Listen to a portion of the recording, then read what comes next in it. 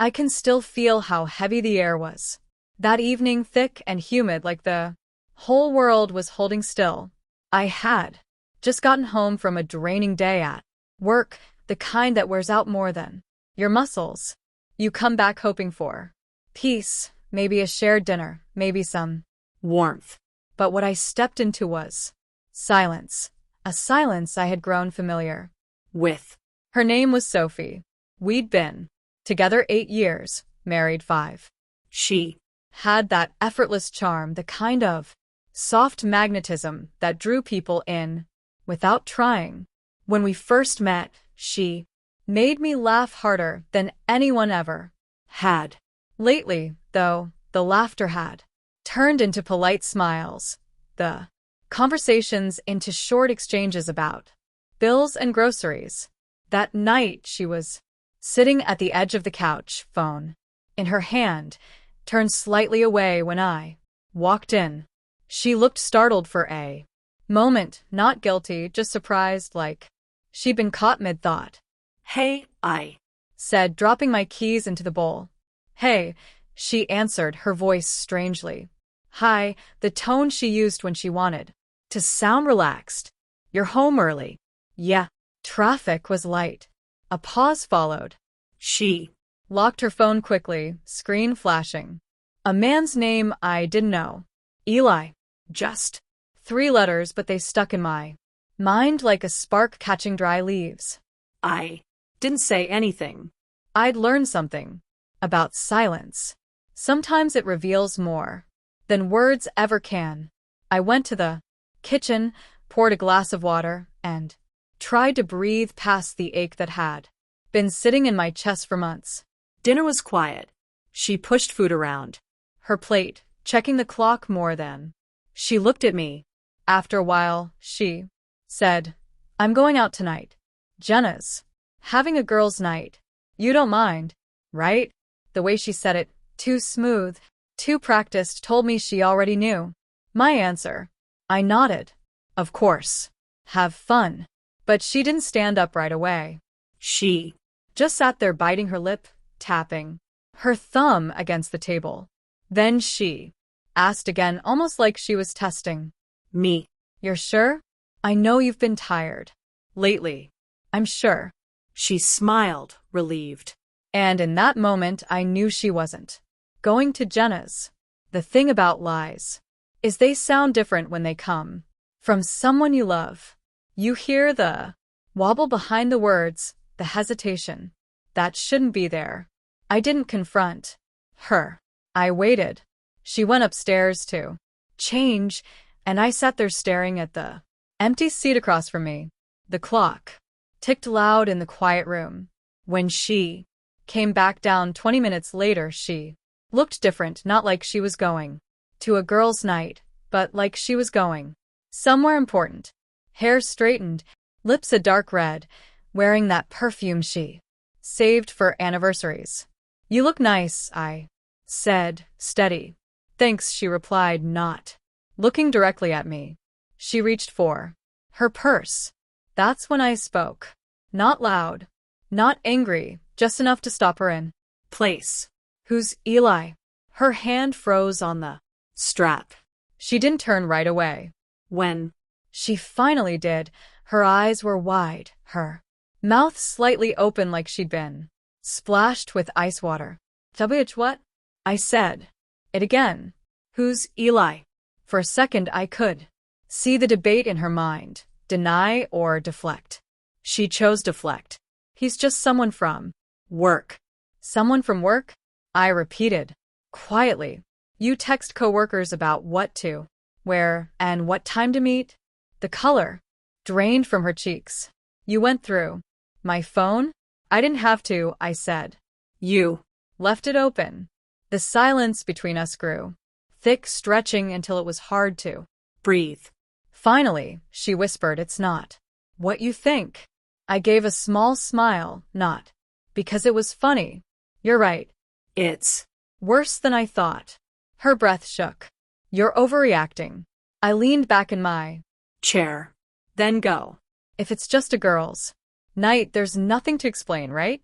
Her lip trembled. I don't want to fight. I'm not fighting, I said softly. I'm just asking you to be honest before you walk out that door. Her phone buzzed on the counter. Another message from Eli. The preview said, I got the room. Can't wait to see you. Her eyes darted to it, then back to me. I didn't move, didn't speak. Just let the truth hang there, raw and undeniable. Finally, she breathed out. I didn't plan this. It just happened. No, I said quietly. You planned it the moment you stopped talking to me and started talking to him. She lowered her head, tears forming but never falling. For the first time in a long time, I felt nothing.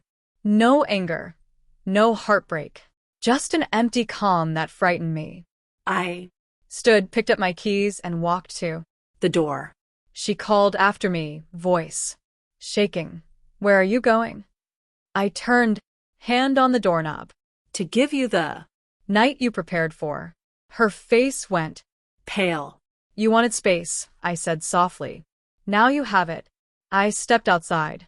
Before she could answer, the cold air hit my skin like a rinse of clarity. I didn't know where I was heading, only that I couldn't stay.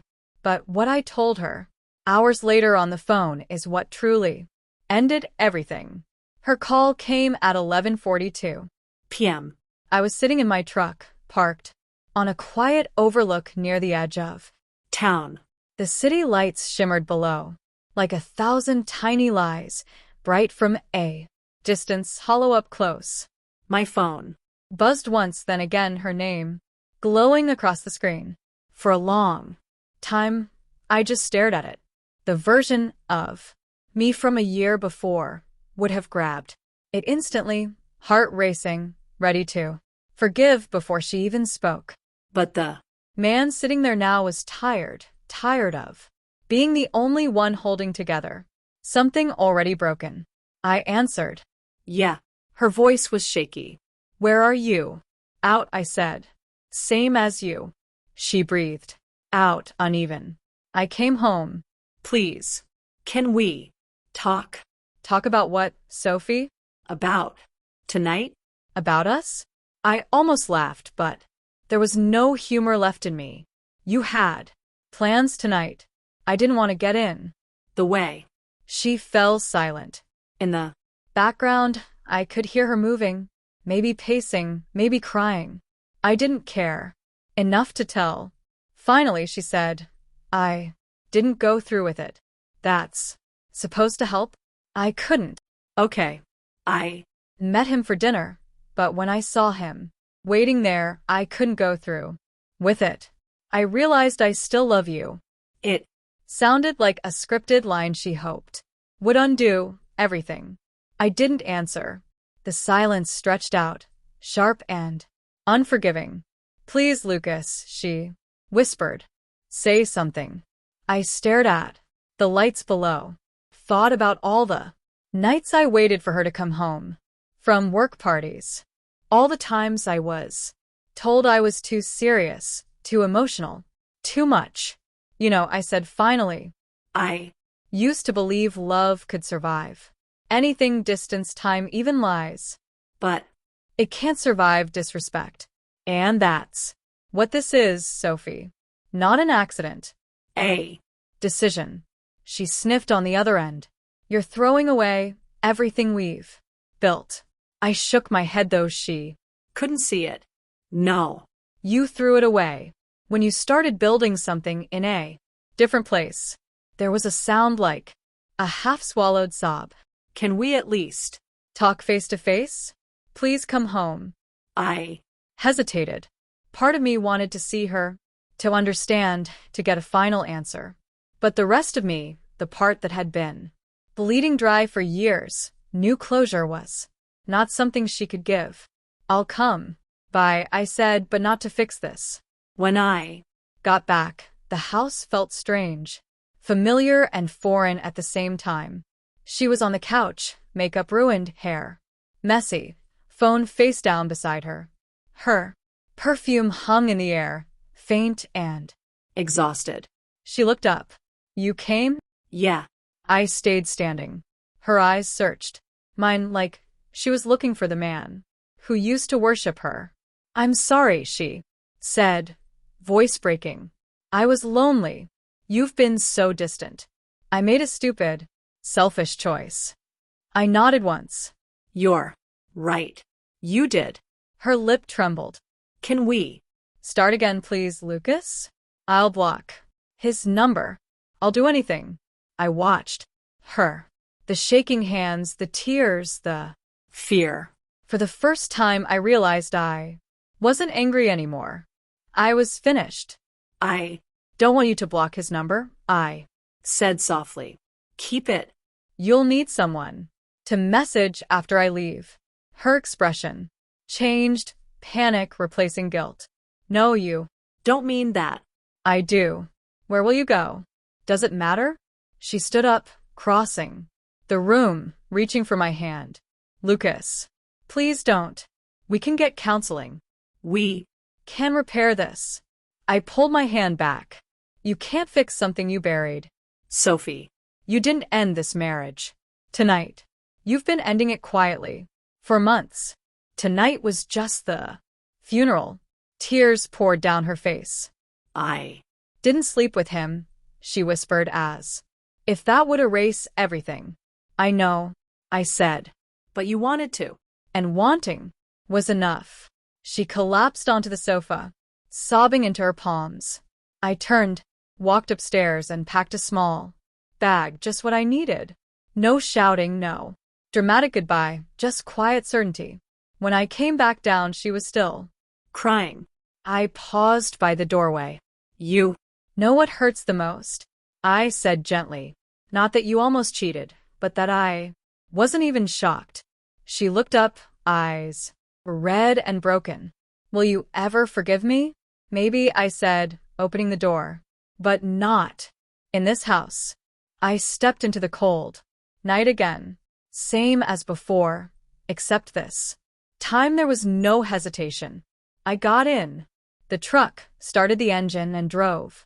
Without a glance in the mirror, the road stretched ahead, quiet, long. And for the first time in years, it didn't feel lonely. It felt like freedom. I never texted her again, never picked up her calls. She sent messages for weeks. Apologies, promises, then nothing. Eventually, she stopped. People say, heartbreak changes you. Maybe they're right. But for me, it didn't break me. It rebuilt the part one lost, myself. And the last words I ever told her months later, when she called out of nowhere, were simple. I hope you find what you were looking for that night. Then I hung up. And finally, I didn't look back.